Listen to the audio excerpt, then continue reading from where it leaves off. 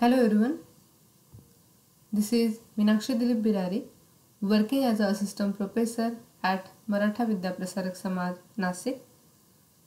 In previous lecture, we have started the first chapter of industrial chemistry, that is polymer chemistry.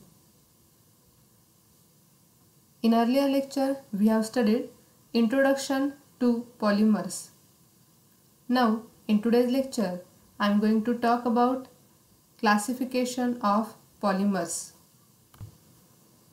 Polymers cannot be classified under one category because of their complex structures, different behaviors and vast applications. Therefore, we can classify polymers based on different consideration. So, let's move towards today's lecture.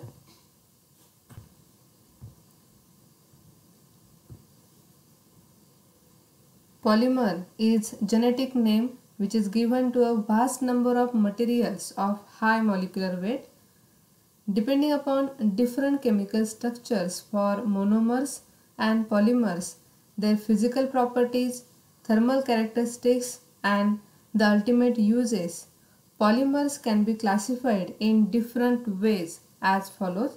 So, when we observe the classification of polymer, that is based on origin of source, based on structure, based on molecular forces, based on mode of polymerization. So, polymers cannot be classified under one category because their complex structure and also different behaviors, vast applications. Let's see the classification of polymer based on the following considerations. Now the first method, polymers can be classified on the basis of origin of source.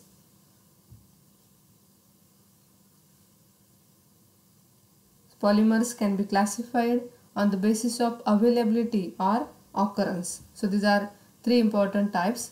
First one, natural polymers. Second, semi-synthetic polymers. Then synthetic polymers. Examples of natural polymers, these are starch, cellulose, proteins, natural rubber. Semi-synthetic polymer, example vulcanized rubber, and synthetic polymers having the examples like polyethylene, nylon, Teflon. So this one is the classification of polymers based on origin of source or on the basis of availability or occurrence. So first one, that is natural polymer. So what are natural polymers? The polymers which are found in nature or isolated from natural materials are called natural polymers. So polymers which are isolated from natural materials are called as natural polymers. Example, cotton, silk, wool, rubber. Starch and cellulose molecules consist of large number of glucose molecules which are joined together. Protein is also obtained as long chain or cross-link polymerization of amino acids. The natural rubber, it is also polymer of repeated units of hydrocarbons. Natural polymers, they occur naturally and are found in plants and animals. For example, proteins, starch, cellulose and rubber. To add up, we also have biodegradable polymers which are called biopolymers. Then second one, that is synthetic polymer. Polymers which are synthesized from low molecular weight compounds are called as synthetic polymers. For example, polyethylene, nylon, terylene, etc. So the synthetic polymers which are synthesized in the laboratory from low molecular weight compounds, that is monomers, are known as synthetic polymers or man-made polymers. Most of the synthetic polymers are long chain organic molecules containing thousands of monomer units. Polyester, nylon 6, nylon 66, PVC, bakelite, etc. These are also the examples of synthetic polymer. Now the third one, that is semi-synthetic polymers. These polymers are mostly derived from naturally occurring polymers by chemical modification. For example, rayon. So modification of the natural polymers that can give different kinds of polymers, which are called semi-synthetic polymer. Example, acetate rayon, viscous rayon, cellophane, etc. So semi-synthetic polymers are chemically modified natural polymers such as cellulose nitrate, cellulose derivatives such as rayon.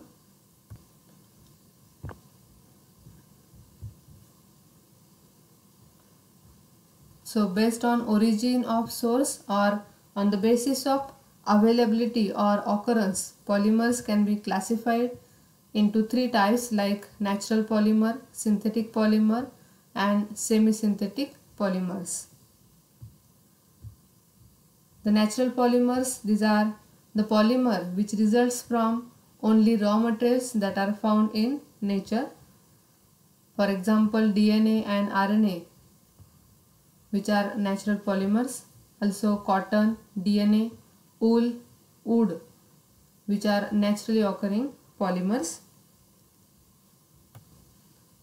So polymers which are found in nature or isolated from natural materials are called natural polymers. Synthetic polymers, the polymers which are synthesized in laboratory from low molecular weight compounds are called as synthetic polymers. Example, nylon, terylene, polyethylene, polystyrene, synthetic rubber, nylon, PVC, bakelite, Teflon, etc. Most of the synthetic polymers are long chain organic molecules containing thousands of monomer units. So synthetic polymers can be derived from petroleum oil and made by scientists and engineers in the laboratory from low molecular weight compounds that are monomers. Examples that includes nylon, polythene, polyester, Teflon and epoxy. So on the basis of origin, polymers can be classified as natural, synthetic and semi-synthetic polymers. So these are few examples of natural polymers and synthetic polymers: collagen, gelatin, silk, wool, natural rubber, DNA, which are naturally occurring polymers which occur in nature or isolated from natural materials. Synthetic polymers which are synthesized in the laboratory from low molecular weight compounds, that is monomers, that may be polyethylene, terephthalate, high density polyethylene, HDPE, polyvinyl chloride, polystyrene, etc.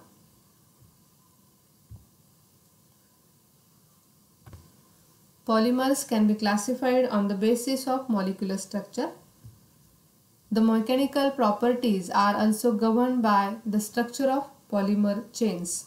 So they can be linear, branched, cross-linked or network. So on the basis of structure, molecular structure, polymers can be classified into four types. These are linear polymers, branched polymers, cross-linked and network polymers. So what are linear polymers?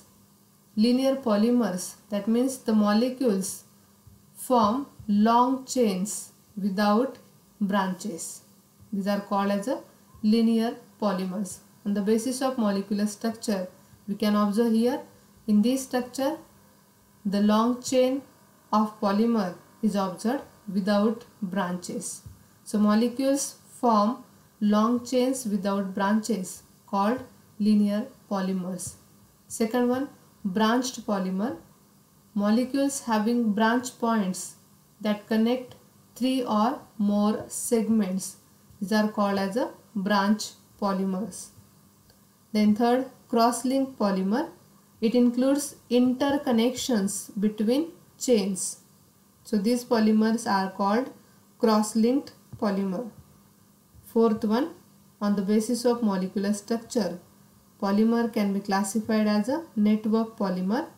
That means a cross-linked polymer that includes numerous interconnections between chains. So there are numerous interconnections between chains. These polymers called as network polymer. So these are four types. First, linear polymer, branched polymer, cross-linked polymer and network polymer. The second method, polymers can be classified on the basis of type of the backbone chain. So on the basis of elemental composition, polymers can be classified into two types. One is organic polymer and second one is inorganic polymer. So organic polymer having carbon atoms in their polymer backbone. Inorganic polymer do not have carbon atoms in their polymer backbone. Example of organic polymer that are PE, PVC, PAN, etc. And inorganic polymer, it includes boron nitride, silicon polymer. So on the basis of type of the backbone chain, polymers can be divided into two types. One is organic polymers and inorganic polymers. So organic polymers have carbon backbone, whereas inorganic polymers do not have carbon backbone. Backbone which is constituted by elements other than carbon.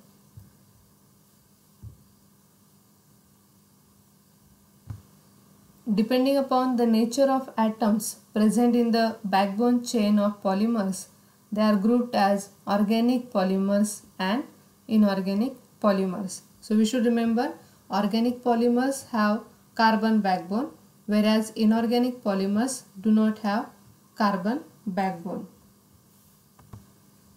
The majority of synthetic polymers are organic polymers, whereas glass and silicone rubber are typical examples of inorganic polymers. So let's see the distinguishing points of organic and inorganic polymer. So on the basis of different points, we can distinguish organic polymers and inorganic polymers. First of all, definition. So what is the definition of organic polymers? Polymer material that essentially contain carbon atoms in the backbone, called as organic polymers, whereas the polymer materials that have no carbon atoms in the backbone, known as inorganic polymers. So organic polymers have carbon atoms in the backbone. Inorganic polymers do not have carbon atoms in the backbone.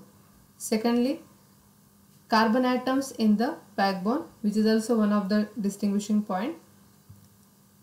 Inorganic polymers essentially having carbon atoms in the backbone, but in inorganic polymers do not contain carbon atoms in the backbone. Then third, that is structure. So organic polymers mostly these are having simple structures, and inorganic polymers almost all are highly branched complex structures. Organic polymers have simple structures, whereas inorganic polymers have complex structures.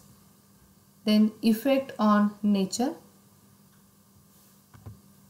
Organic polymers, these are environmentally friendly as these are biodegradable polymers, whereas inorganic polymers not environmental friendly as these are non-biodegradable polymers.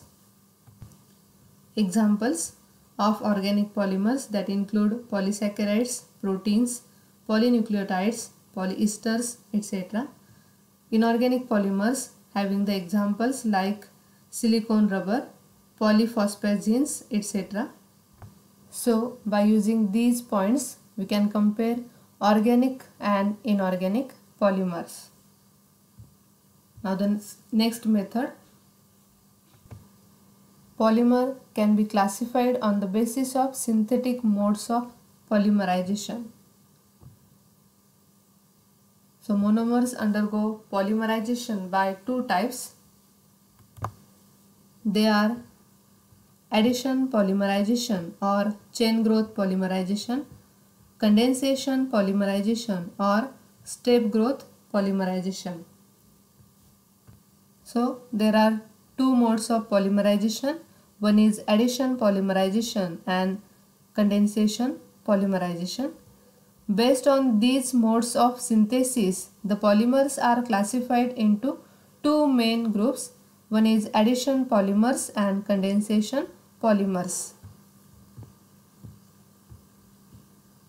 Addition polymers, here the monomer molecules bond to each other without the loss of any other atoms.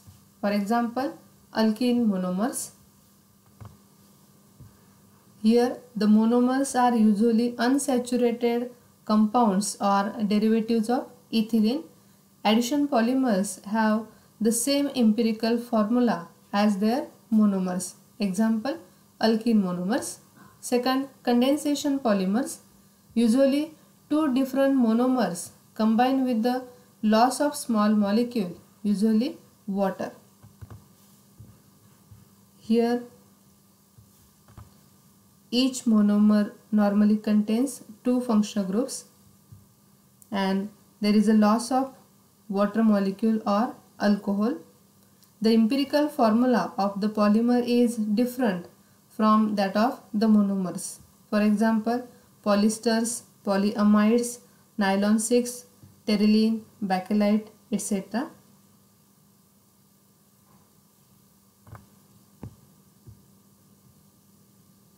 So what are addition polymers?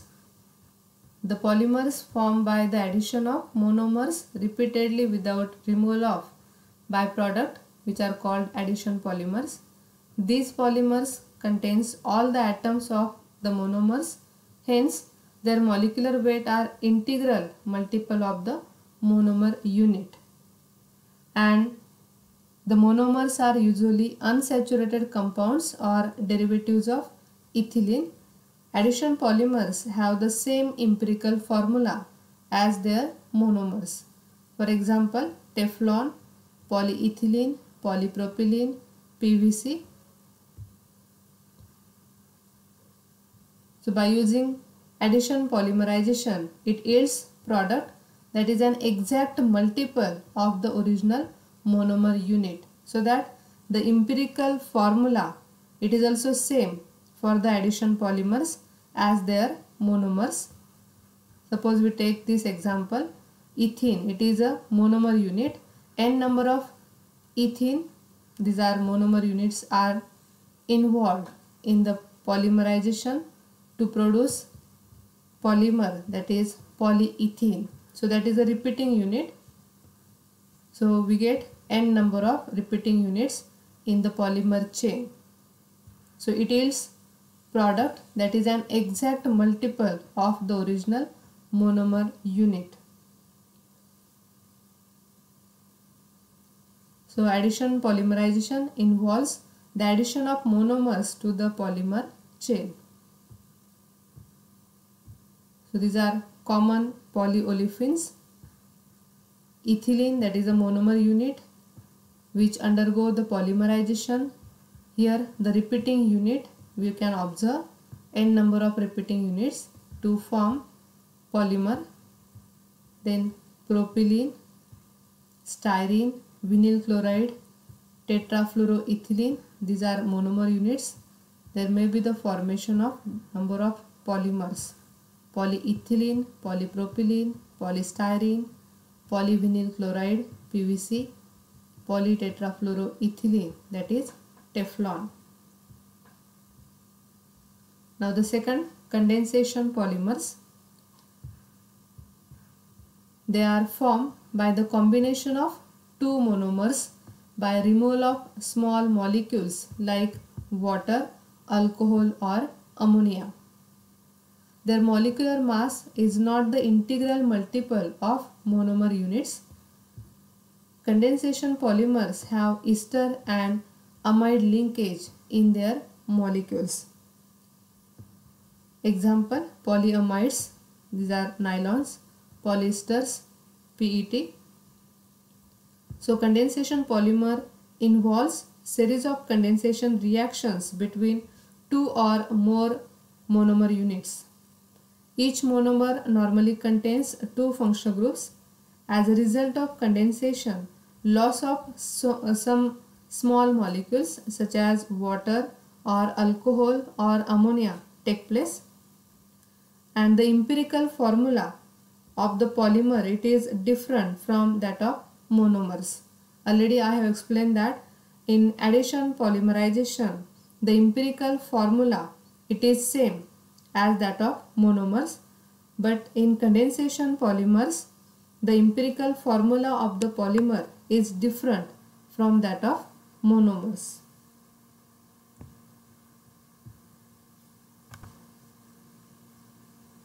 So polyamides, these are the examples of condensation polymers. Nylon 6, bakelite, terylene, these are also the examples of condensation polymers. So nylon 6,6, that is hexamethylene diamine plus adipic acid, it results into the formation of polymer, that is polyamide.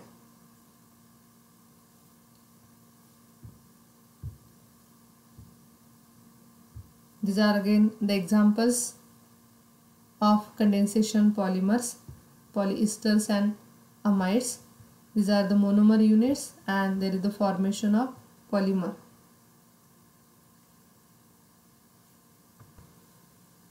Nylon 6,6, polyethylene terephthalate, which are the condensation polymers.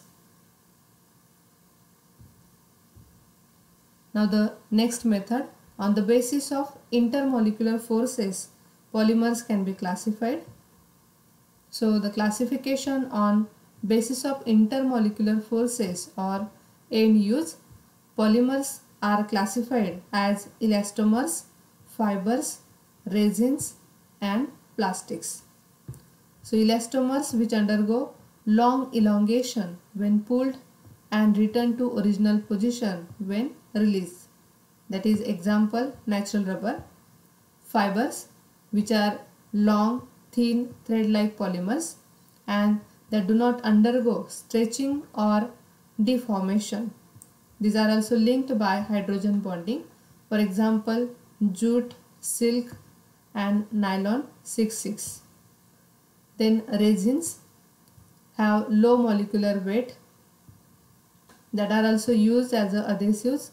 Liquid or powder forms are available. For example, phenol formaldehyde. And the most common polymer, that is plastic, which can be molded into desired shape by heat or pressure. For example, PE and also PVC. So that is the classification on the basis of intermolecular forces. Elastomers, fibers, resins and plastics. Let's see in detail. On the basis of intermolecular forces, polymers can be classified into different types. First one, that is fibers. If polymer is drawn into long filament like material whose length is at least 100 times its diameter, are said to be converted into fiber. They have high tensile strength because of high intermolecular attractive force like hydrogen bonding.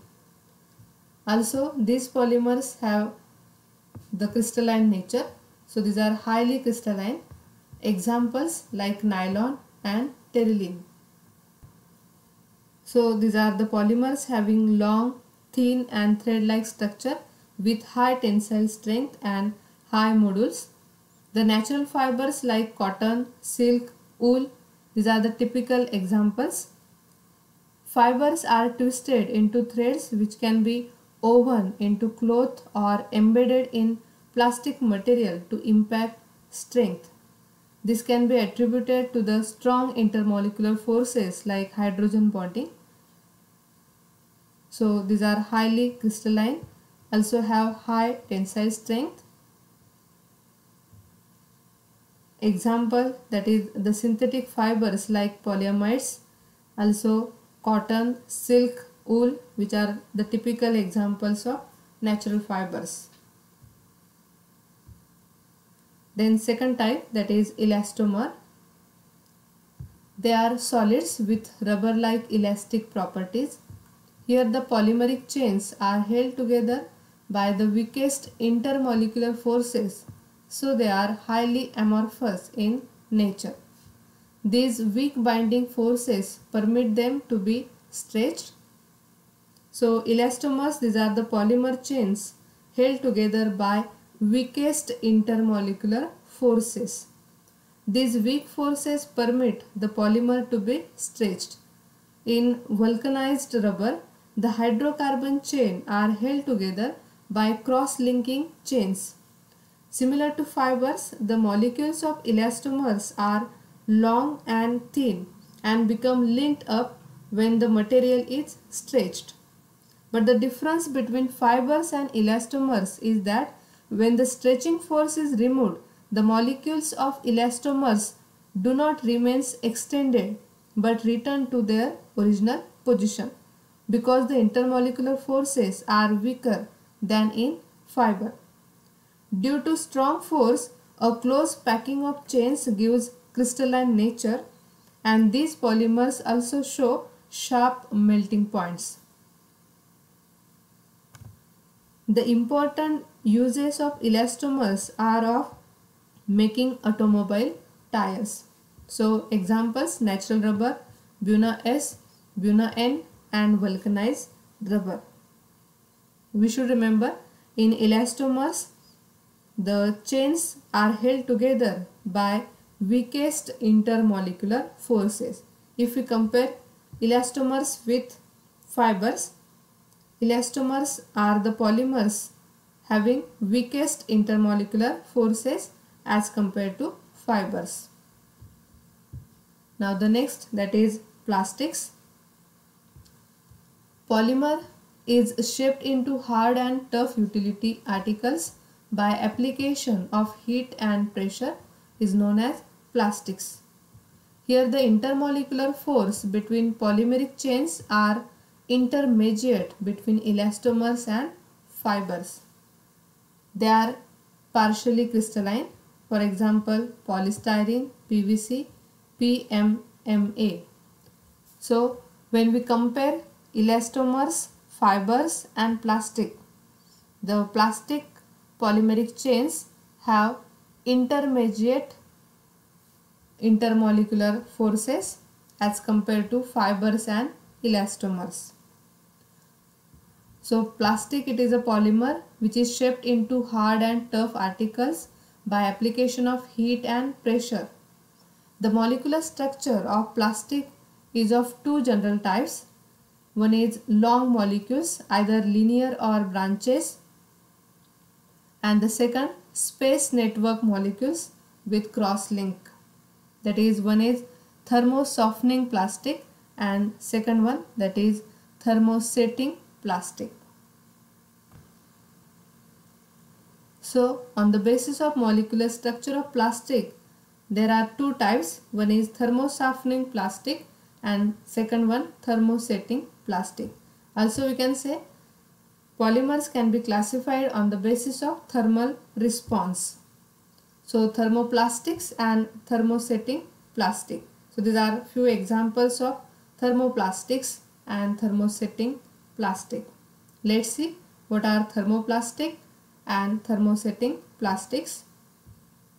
First of all, that is the classification on the basis of thermal properties. By thermal response, polymers can be classified in these two types: thermosetting plastic, which can't be reshaped, whereas thermoplastic can be reshaped. So thermosetting plastic undergo chemical changes and cross-linking on heating and become permanently hard, rigid on cooling. For example, phenol formaldehyde, bakelite, urea formaldehyde, resin. And thermoplastic, it can be reshaped, softened on heating and can be converted into any shape. For example, PE, PTFE, PMMA. So on the basis of thermal response, polymers can be classified into two types, thermosetting and thermoplastic. So thermoplastic polymers, they are easily molded in desired shapes by heating and subsequent cooling at room temperature. They are soft in hot and hard on cooling. They may be linear or branch chain polymers. So these are the examples of thermoplastic polymers: PE, PVC, PS, PP.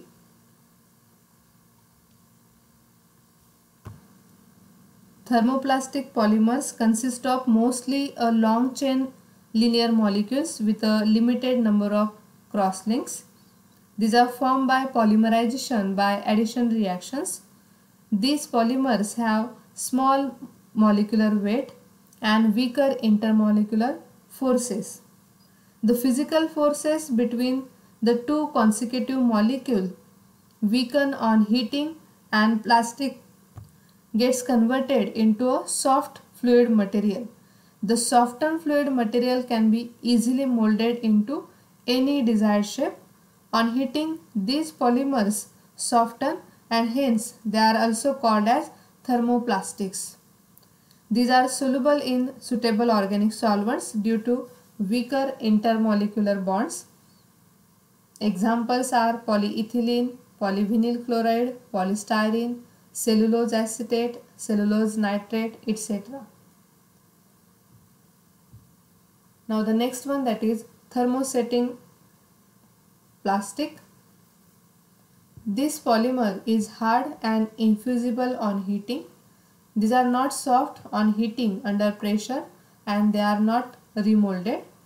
These are cross-link polymers and are not reused. For example, bakelite.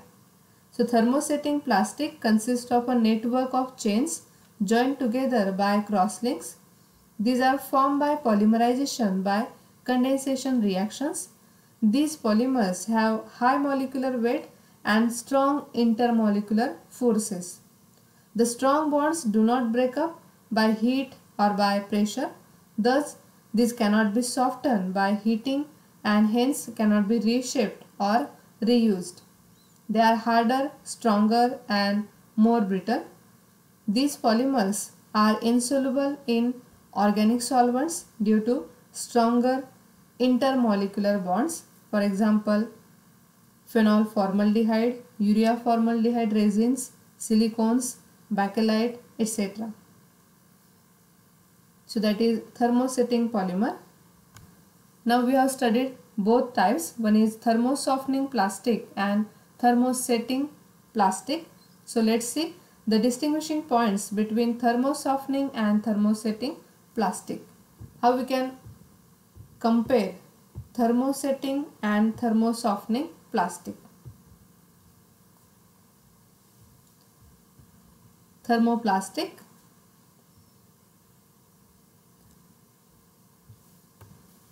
Thermosoftening plastic or thermoplastic, these are formed by polymerization by addition. They contain linear structure of long chains. So long chain linear. These are polymers of smaller molecular weight. The intermolecular forces are weaker. The weak bonds are broken by heat or by pressure, giving soft fluid, and hence they can be reshaped or reused. They are softer, weaker and less brittle. These polymers are soluble in organic solvents due to weaker intermolecular bonds. And thermoplastic reclaim for waste. So these are the different points of thermoplastic. Now how we can compare it with thermosetting plastic or polymers. Thermosetting polymers are formed by polymerization by condensation polymers. They contain a network of chains joined together by crosslinks.